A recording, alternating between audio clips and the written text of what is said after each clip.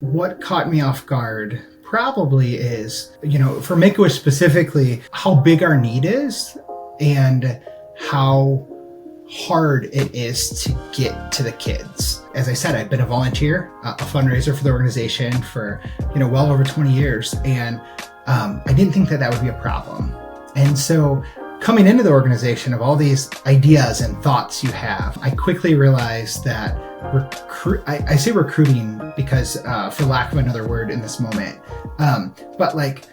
getting the kids to come to us so we can grant their wishes, these kids with critical illnesses. You think that we just have a list a mile long, and it's not true always, right? There's some areas of the country that do, but we, in our area that we serve, we have a lot of underserved areas and urban and rural areas. And so to actually get those kids referred to us is really difficult. And it's one of our biggest challenges. And it's an area that I spend way more time than I would have ever imagined. And so as we think of truly serving our mission of granting the wish to every eligible child, we have so much more work to do. And as health systems continue to be, overworked and under-resourced, it's only going to get worse because, we're a program that kind of falls within that social work area where we need this, the social workers, the child life specialists, the medical team to refer kids to us.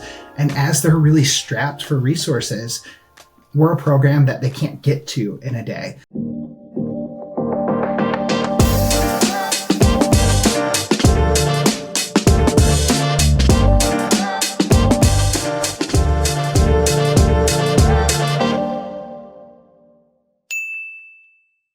All right, guys, welcome back to a brand new episode of the Hart and Hustle Podcast. Today, we're talking to another amazing leader sitting across this digital table with us. We've got Michael Hull, who is the president and CEO of Make-A-Wish Michigan.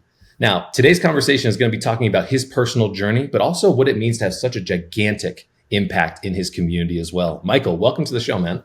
Thank you so much for having me. I'm excited to be here today. Michael, I think a great place for us to kind of start here would be to kind of go down memory lane a little bit. I know that when you were a 14-year-old, you had an experience that kind of changed the trajectory of your life, which actually caused you to start going out and calling banquet halls to be able to raise money. What was that story about as we kind of get started here today? Yes. When I was 14, I lost my grandmother to cancer. And it was the first experience I ever had with loss in my life. 14-year-old, young, naive, didn't really realize how cruel this world can be and these illnesses that were out there. And my grandmother was everything in my family. And when she lost her battle, we were all lost. Didn't know what to do, how we move forward. And I happened to see a commercial for the Make-A-Wish Foundation that was a young girl's wish to create this commercial to tell her story. And basically from that, I called Make-A-Wish and I said, how can I help? I want to do something. I want to be able to give back and pay it forward in life. And that totally changed my whole life by making that call and learning that kids have cancer too, because I, being young, I never realized that, I didn't think about it in that way.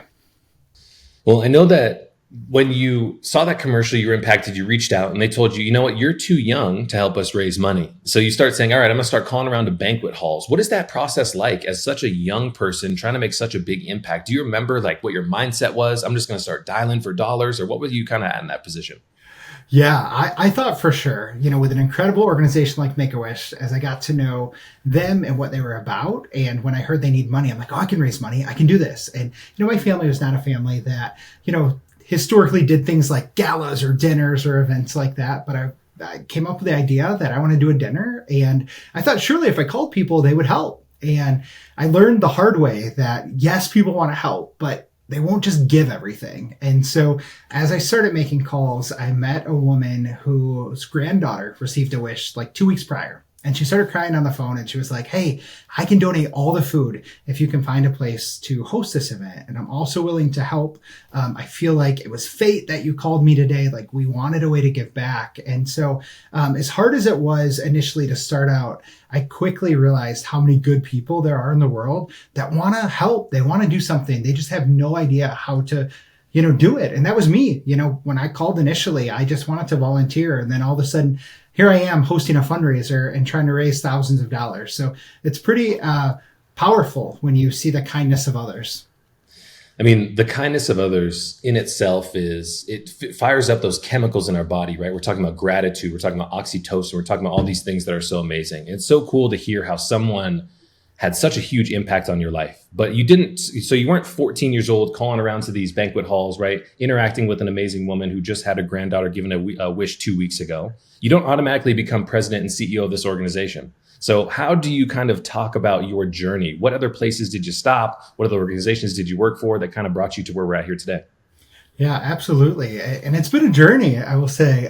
I've had so much opportunity in life to follow my heart and my passion. And so I think it all started then, right? At 14, realizing, okay, I can make a difference in the world. And so from that point forward, I got to know this family really well. And that little girl needed a bone marrow transplant. And so we started fundraising to try to get her a bone marrow transplant. And so I started to learn more about fundraising and events and all these things that you can do for a career. And I had the opportunity to go off to college, and I kept fundraising. I forced every organization I was in to fundraise for Make-A-Wish and just give back or do something powerful. And I found a program that was all about, doing things in the community. It was basically around events and leadership. And so I started working with youth at that time and really started falling in love with making a difference to a child. And so a different way, right? Like I'd been in love with Make-A-Wish, but now all of a sudden I see how I can impact one child and one person. And so through camps and leadership activities, so started working in that space a lot, which led me to my first big job after college, which was working for a university, recruiting students to come to the university. I had the privilege of working with some kids that were first generation college students. I was myself. And so I was able to help them overcome these hurdles, overcome questions that they didn't even know to ask. And so I was able to give back. And so I guess the theme for my career has been like, how can I give back? Because I just don't want to work for an organization where, I'm making someone else money, or I'm just adding to something that's not powerful. At the end of the day, I want to know that I made a difference in this world. And so started working for the university, as I said, and then through a series of events, my mom was diagnosed with breast cancer at that time. And she got really sick really quickly. And unfortunately, she lost her battle. But one day, my manager came in and said, "Hey, you're doing incredible work. But I don't know that this is your life's work. Like you're making an impact here, but I see how passionate you are for working for health related causes. And so, you have a bright future here. I'm not telling you to leave by any means, but like, I just don't want to limit you." And so that statement changed my whole life because it made me think, I'm like, wow, there is more here. And, I loved what I was doing, but if I could find a way to do even more in this world. And so from there, I was able to join the team at the American Cancer Society. And then I went on to St. Jude Children's Research Hospital for about 8 years, where I led, fundraising and work there. And then I was able to come full circle and come back to Make-A-Wish and truly be a part of the organization that started my entire journey in the fundraising and nonprofit space. Dude, I'm so interested because it seems like there are a chosen few who recognize in life and the work that we do that serving others is more important than self-service. So how did you kind of click into this mindset so early? Because it sounds like from the very beginning, when you're starting your professional career, you're also going to leaders and saying, "Hey, we need to make a donation to the Make-A-Wish Foundation." And so it's like, I'm just so confused about how you were so centered in that mindset so early, because so many of us at that young age are so selfish. How did you kind of tap into that so early? That's a really interesting question, because I think even to this day, I get far more than I give. You feel it, like you just leave an experience you have with a child or a family, and you're smiling and you have something inside of you and you feel that you made such a difference. And so I get that question so often. People are like, how and why, and tell me about it. And selfishly, I think, well, I do such great work and I get the opportunity to do this great work. I'm leaving with so much more than I can ever give. And so I think it's that mindset. It's what can I do to change a life today and make a profound impact, because we all can do it. And a lot of people, the biggest thing I face daily is I can't make a difference in the world. I don't have enough time. I have a busy family. I have a busy schedule. Like I could never make a difference like you can working in a nonprofit. And that's so not true. There's so many opportunities where we can do something small. And I've been a part of initiatives long story short, but I ended up having an opportunity to donate bone marrow to a little girl. And she started this campaign all about, paying it forward and random acts of kindness. And so I keep these cards with me at all times where you can just do something kind for someone. You can see on someone's face sometimes where they just, had a bad day, or maybe even if you can't see it, just buying a drink for the person behind you or holding a door. There's just so much you can do to make a difference in the world that I think sometimes we think we have to go big. We have to plan, that big dinner to make a difference. No, you can do something small and make a huge difference, and make someone smile, right? And you can change someone's entire life by just doing that one act or that one, piece of kindness, or even that smile, right? As humans, we feed off each other. You throw a smile at someone when you're walking down the street. You don't know what that person's going through. You might change their day. And so I think it's far less profound than sometimes as humans we make it out to be. I mean, it's the small things that make the biggest difference. In my mind, I've seen a clip on social media where there's a tiny domino that someone ticks over. It ticks over the big one, ticks over the big one. And then before you know it, the domino is 20 feet tall that's being ticked over by that small motion. It's so incredible to think about how you have such an impact on people's lives by doing the small stuff. And it's multiplicative as it grows. Do you ever consider or even contemplate the mindset of scarcity versus abundance? Because it sounds like you're coming from an abundance mindset where you recognize if I just continue to provide for others, other things will come back to me, which a lot of people seem to struggle with.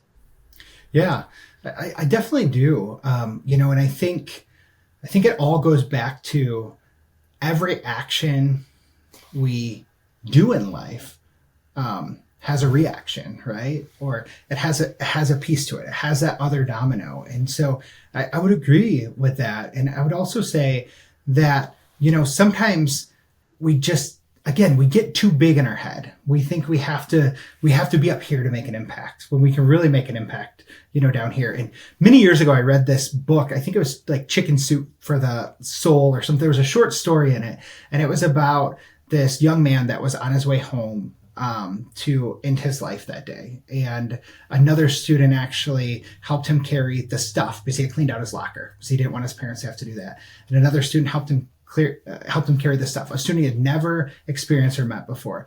And they walked home together. And at college graduation, he shared what he had planned that day and what didn't take place because of that piece. And so it stuck with me my entire life. And I probably got half of that story wrong, but that was the, essence of the story. And it really is about, all those small moments, doing a lot of small things. And again, we all get selfish, right? I get road rage just like anyone else does. Even in the work I do, seeing why do I care about that? Let them be crazy. I don't have to respond to that, but I get it. We all do. We're humans. But I think if we bring ourselves back and think of those small things each day that we can do just to change someone's life, just to make a little bit difference, just imagine what the world would be like if we all did 2 or 3 small things a day. It would be totally different. Dude, I feel like this is the perfect message for where we're at in history today, right? We just had a huge change in government. We have a new president who was just elected, just went through their process of being, sworn in. And when I look around in society today, people think that we have to make gigantic changes, right, to have a positive impact. But if we were all just nicer to each other, if we were all intentional in the time that we spent together in the small little interactions, you can change your community with small actions. Here's a question for you.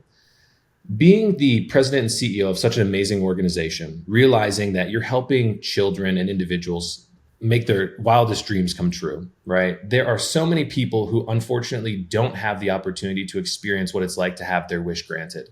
So there's a book out there called The Gap and the Gain by an author named Dan Sullivan, who talks about often CEOs, leaders, people who are highly ambitious find themselves in a place called the gap, which is the distance between where we are right now and where we want to get to.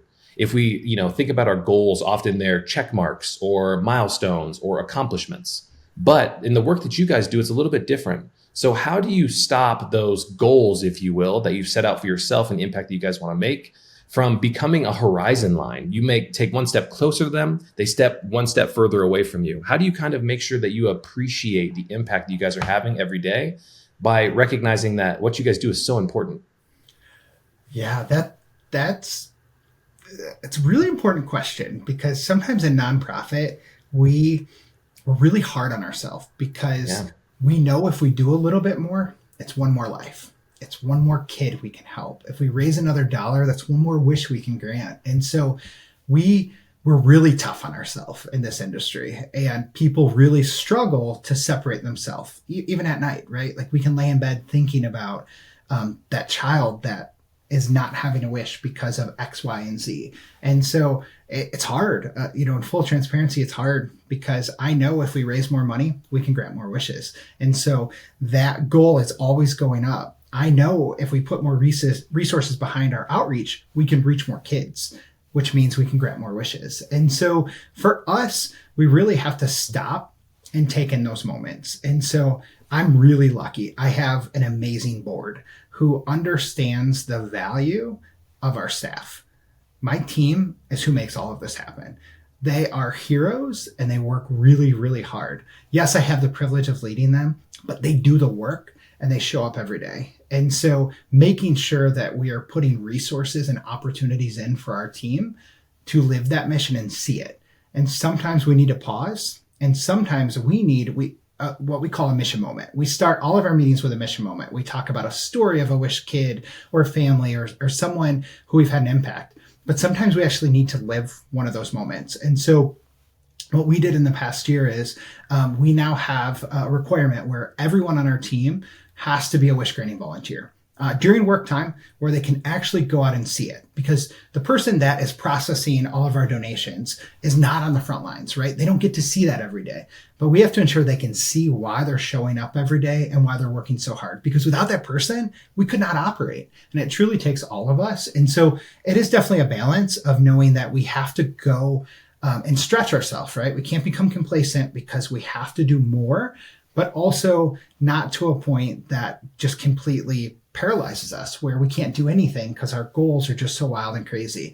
And again, I will say, for us in particular, we have an amazing board of talented leaders that understand that. And they challenge me constantly, like, should we be growing here? Should we, be more transformational in this space? Does growth make sense, or do we, cast our net more wide? And so it's about surrounding yourself, I think, with the right people too, and the right advisors that understand what we're doing, both on our staff side and our board side in a nonprofit.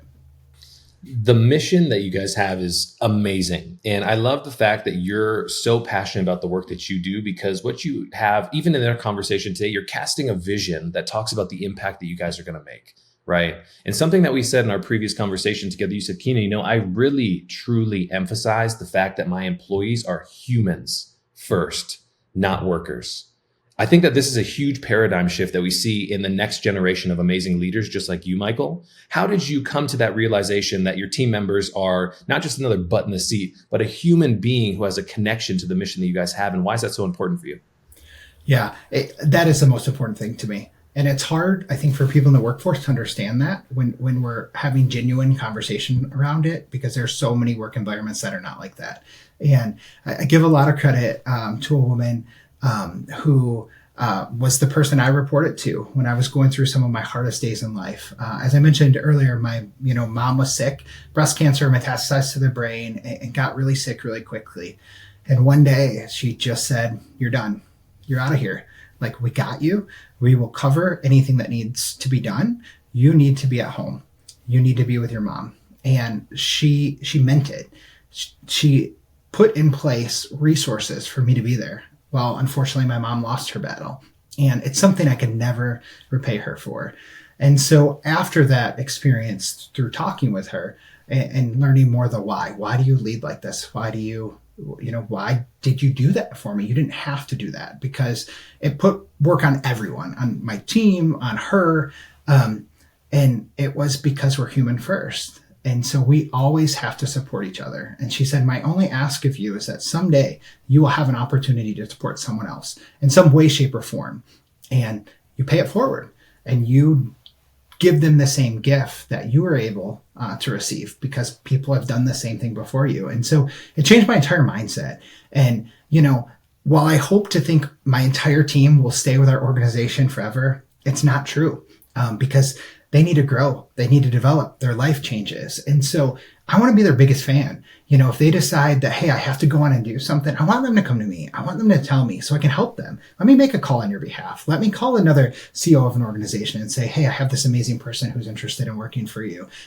Because I think that's what you need to do. If someone works hard for you and for the organization you're a part of, you have to help them in life. And it all goes full circle.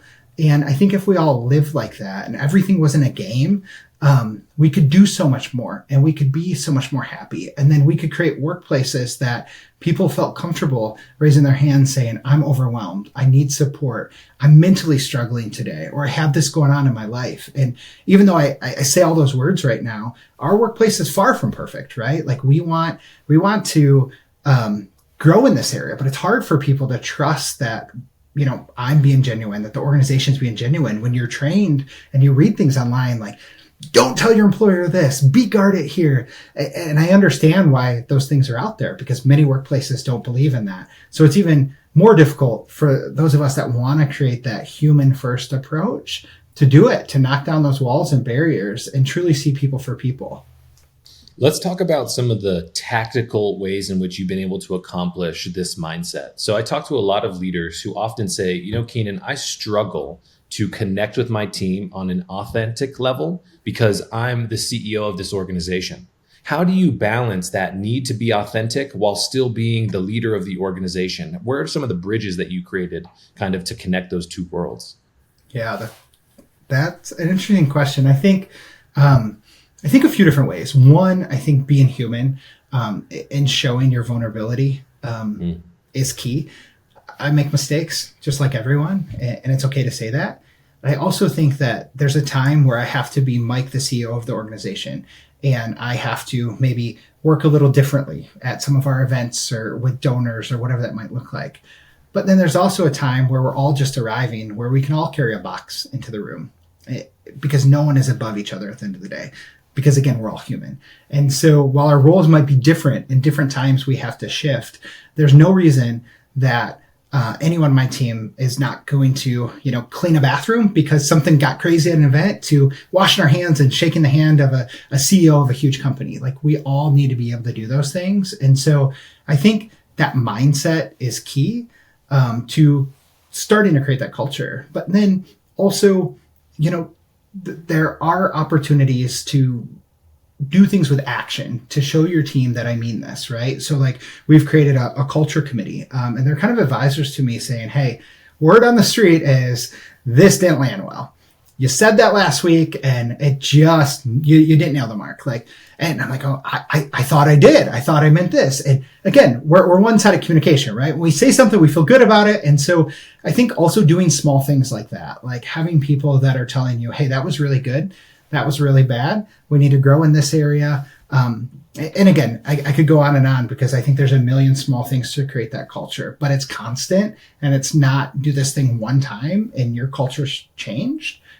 It's a lot of actions. And I think that it also can just be really difficult on us, in terms of leaders, because before I was the CEO of an organization, I would think what does that person do all day? I don't know what they do.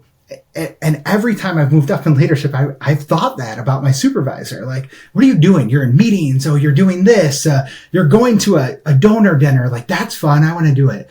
And then you realize, oh gosh, there were 6 donor dinners last week. That's a little exhausting. And so I think part of it too is communicating what everyone does in an organization. And again, we still struggle with this too, because we have so many different teams and people, but we never understand each other unless we talk about it and communicate it. And so that's one of the big things we're doing right now is how do we share those things internally so we have a common understanding for each other. So again, we can see people as people. And my word of the year last year, I guess it was 2, is better together, because when we see people as people, we're better together. And so even on our retreat, like we had a staff retreat last year, we didn't actually do work in it, if I'm being very honest. It was just about being together, especially in this hybrid environment. Like, the extra exclamation point in an email sometimes doesn't land right because we're not in the office together 5 days a week. So I don't know your emotions. And so, learning each other and learning how we're better together also is really helpful. What has been one of the biggest things that has surprised you about the role of president and CEO of the Make-A-Wish Foundation here specifically? Was there anything that caught you off guard, anything that you leaned into heavily, or anything that you didn't expect? What was that kind of process like? Yeah, that's a good question. So I think what caught me off guard probably is, for Make-A-Wish specifically, how big our need is and how hard it is to get to the kids. I as I said, I've been a volunteer, a fundraiser for the organization for, well over 20 years. And I didn't think that would be a problem. And so coming into the organization of all these ideas and thoughts you have, I quickly realized that I say recruiting because for lack of another word in this moment, but getting the kids to come to us so we can grant their wishes, these kids with critical illnesses. You think that we just have a list a mile long, and it's not true always, right? There's some areas of the country that do, but we, in our area that we serve, we have a lot of underserved areas and urban and rural areas. And so to actually get those kids referred to us is really difficult. And it's one of our biggest challenges. And it's an area that I spend way more time than I would have ever imagined. And so as we think of truly serving our mission of granting the wish to every eligible child, we have so much more work to do. And as health systems continue to be, overworked and under-resourced, it's only going to get worse because, we're a program that kind of falls within that social work area where we need this, the social workers, the child life specialists, the medical team to refer kids to us. And as they're really strapped for resources, we're a program that they can't get to in a day. And so how are we working differently? How are we responding differently, to these communities and reaching the underserved? I mean, what are some of the ways in which you're kind of, being curious about the future, right? If you're talking about being able to reach more people, are you exploring any type of technology, automation, things like that to help you guys expand the vision of your guys' mission? Absolutely. So we're doing a lot of different things. And it's interesting because, we've been all over the place with technology, with resources, all the way down to very simple things. Like, for example, we recently put up a billboard, if you will, like it's 10 feet long by 6 feet wide inside the lobby of one of our health systems with a QR code in it that shows what a wish is like. Because not everyone also understands the wish, right? Like, what is the wish experience? That we're for kids with critical illnesses, not terminal illnesses. And so there's a lot of, misunderstanding out there. And so through this, we put a QR code on there. And we actually had one medical doctor refer multiple kids within the first few days that had never referred to us before, which is just wild, right? Like the QR code, it was accessible and it was in an area where he saw it and he could respond. And so we get stuck a lot of times in the high tech things that we want to do, but it works so well for us. And so in addition to that, we're also trying to have a place in the community. For us, we serve every community. There's no community in our area we don't serve. And so we have to be a part of all those communities all the time. Not just when we want something or we need something. So how do we generally be there as a resource? And so we're growing our team to be able to be embedded in those communities, to fully immerse themselves in them, to reach and find those kids. And we're doing alternative things, right? We're utilizing school systems, athletics. Who are the other people that know a child might have a critical illness? In addition to nursing organizations and hospice organizations, and not just the children's hospitals, because there's amazing partners we have. We have some of the best children's hospitals in the state that work with us, but we have to go at it from every angle, and it's not one size fits all. And so what I really challenge the team with is be creative, come up with ideas. And if we need to pivot or change in real time, do it. And if you need a resource or we need funding, I want to hear it because we can't wait and do everything once a year in our budget cycle. we have to move in real time. What's working, what's not working. And so we're always looking for the new innovative way. And sometimes the innovative way is something super old school. This has got me jacked up. So I was listening to an amazing conversation with Jeff Bezos, where he talked about creating a culture of experimentation within Amazon. And he said there's a stark difference between making decisions as an organization, because when you go down this path after making a decision, everything feels incredibly final, AKA it's life or death. The decisions that we make, this needs to be successful. But the difference in decisions and experiments is if we run experiments in a specific direction, we recognize that it could be good or it could be bad, but we're willing to learn. And I love how you're challenging the team to be innovative, to be creative, to run experiments, if you will, to help you guys expand your guys' mission and how you guys fulfill on that. That's so cool, Michael. Absolutely. And it's all about trying things. There's no blueprint for what we do. If you look at the more traditional side of what we do, raising money, there's some more blueprints out there, right? There's industry best practices. But as you think of this, there's really not. And so I think it goes back to empowering people and trusting people and creating a culture of having staff come forward with ideas and thoughts because they have the best ideas. And, for us, again, nonprofits, we have a board that advises us and guides us. And we have amazing people on our board that see the value in that, of testing things, ensuring we're building in resources and funds to be able to try some of these things. And so really proud of what we have, because it takes everyone having that mindset to be a little, we call it scrappy sometimes, be a little scrappy and try things and see what's working. And, the other piece to it is then admitting what's not working. And it's okay. We're going to fall sometimes. It's okay. As long as we admit it and we figure out what we learned, we can move forward. Dude, when you said scrappy, I naturally thought of the 2004 Pistons team that won a championship playing defense, right? And literally doing the work every single day to fulfill on that mission. I love the fact that you guys are in Michigan as well, and I can use that reference. I haven't touched that one in a long time. Absolutely.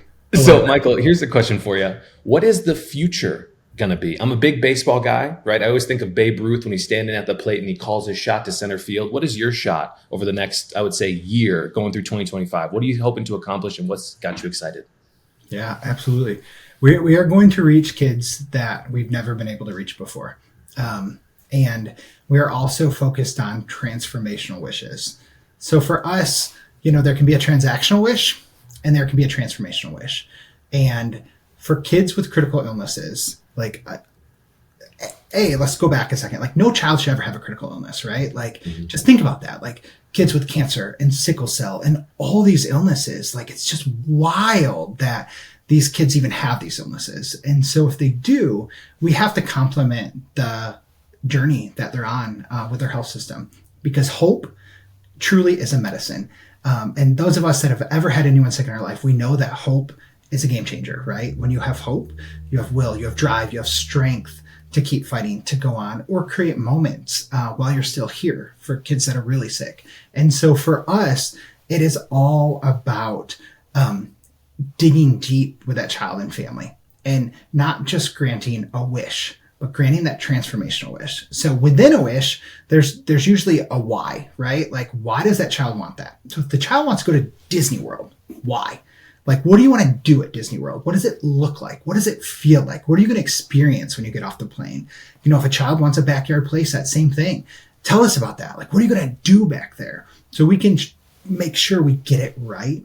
And so we're really focused on transformational wishes and how we continue to grow in this space. Because coming out of the pandemic, our kids couldn't travel, right? These are some of the sickest kids in the world sometimes. And so we can't put them on a plane. Right. And so as we think about doing things, differently out of the pandemic, now we have a lot more opportunities to do that. And so we're really trying to focus on transformational wishes. And we're also trying to find those kids that we've not been able to reach before. And so our entire strategic plan really is centered around those two things: reaching more kids and then creating as much hope as possible for a child, because That's why we're here. It's transformational wishes for these kids, no matter where they fall. And again, not all of our kids are terminal. That's something that I want to stress so bad, because so many people think it's just a terminal organization. We're not. We help kids with critical illnesses, and there's 12 different specialties we help kids in. I want to ask a question about accountability, right? As the president and CEO of this organization, you have a tremendous responsibility to continue to push the organization forward, right? That means our team members, how they execute, how they fulfill the mission. But if we look at this through the lens of accountability for 2025, what does Michael have to become better at in order to help the organization fulfill on the mission like you expect? Yeah, that's a good question. I think I have to model the way for some of the things that I shared earlier. I, like many of my team members, often care too much. And it's hard to separate the two. Full transparency. We've talked about the board that I have the privilege of reporting to. That's the feedback they give me too. Like, hey, you can't do it all because you're gonna burn out. And I shake my head because I know that's my personality, right? Like, I see that one more wish. I see that one more kid we can reach. I know what that can do for that child and family. And so this year, to achieve those goals, I have to set, a balance for me more than I ever have. And I have to model that for my team because my team is a lot like me. We have, many different people on the team that bring different expertise, but they care a whole lot. We also have a lot of type A people on the team that, want it to be perfect. And so we can only do so much. And we have to keep trying to do more, but not to a point where we get overwhelmed. And so I think my big thing for the year is really understanding and separating a little bit. It's important, I think, for all of us, especially those of us in nonprofit, when we have such a strong mission and we know that it makes an impact if we keep going and if we work one more hour or do one more project or meet with one more donor. So I really am focused on that this year. I want to model the way for my team because it's important. I think about this in an analogy of there's a difference between a sprint and there's a difference between a marathon, right? When we're playing on a longer time horizon, the objective is not to get there as quick as possible, but is to stay in the game as long as possible. And man, I really hope that you have the ability to kind of establish those boundaries because we need amazing leaders like you out there, Michael, who are helping organizations fulfill such amazing gifts to so many people in need. One of the traditions we have here on the podcast is our previous guest wants to ask you a blind question. Okay. Now, this is going to be a little tough for you. So the question is, if you hopped in a time machine and your current path was not an option in your professional life and you had to change careers, what career would you change to and what would you do? Oh, that's a tough one. Oh, I love what I do. Okay. I can't pick what I do.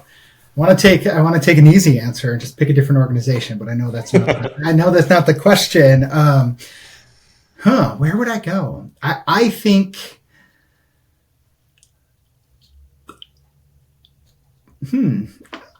I think I would go in the experiential marketing space, or maybe events related to that, because I think experiences connect people with everything.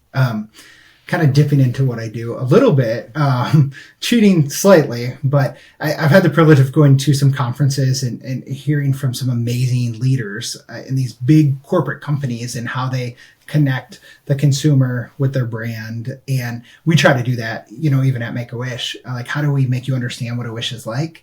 And so I think if I had to completely change different careers, even if I couldn't work in the nonprofit space or work with nonprofit, I think I would want to do something in that because you're still changing people and you're connecting them with something that would make their life better. Even if it's just a silly product, right? Even if it's a drink, but it helps with this. I really like that. I really like bridging that gap and helping people understand, things in that space. So I think marketing in some aspect, I would say. You are the vision caster, right, of these amazing experiences, man. I can't thank you enough for coming on the podcast. Seriously, Michael, it's been an amazing time being able to share your heart and hustle with the audience. So I know everybody who tuned in today, watching and listening, is so appreciative for the amazing work that you do, brother. I can't thank you enough for coming on the show. Seriously, it means a lot. Thank you for having me. I really appreciate all that you do. All right, guys, we'll catch you in the next one. That's a wrap.